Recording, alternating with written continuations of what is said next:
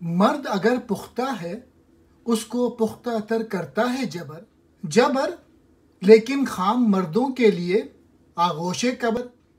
ایک جہاں کو جبر خالد نے کیا زیر و زبر، پر ہمارے جبر نے ہم کو کیا بے برگ و بر۔ کام مردوں کا زمانے میں ہے تسلیم و رضا، راست آتی ہی نہیں پیروں کے تن پر یہ قبا۔ واقفیت ہے تجھے کیا ہے مقام پیر روم، کیا نہیں تو نے پڑھا ہے یہ کلام پیر روم۔ اللاج کہہ رہے ہیں ایک پختہ یعنی کامل مرد جبر سے اور بھی زیادہ پختہ تر ہو جاتا ہے۔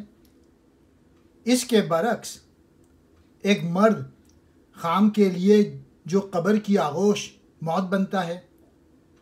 تقدیر پر ایمان کامل رکھنے والا باہمت اور دلیر انسان ہے، اور جب وہ عملی طور پہ اس ایمان و یقین کا مظاہرہ کرتا ہے تو اس میں اور کمال پختگی آ جاتی ہے، اور اس کے برعکس تقدیر الہی پر ایمان نہ رکھنے والا کبھی حق کے لیے نمبر آزما نہ ہوگا، اور یوں وہ موت سے بھی ڈرتا رہے گا اور شیطان کے فریب میں بھی پھنس کر اپنی زندگی بیکار کر لے گا۔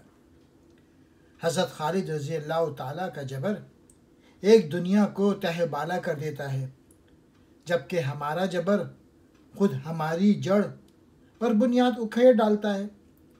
چونکہ حضرت خالد بن ولید کا تقدیر پر کامل ایمان تھا، اس لیے انہوں نے موت سے بے خوف ہو کر ملت کے لیے بڑے بڑے کارنامے اور مارکے انجام دیے اور دشمنوں کو زیر کیا۔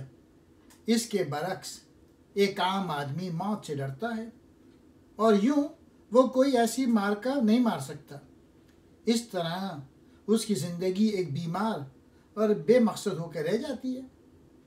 تسلیم و رضا مردوں دلیروں کا کام ہے، جبکہ ضعیفوں کمزوروں پر یہ قبا پوری نہیں آتی۔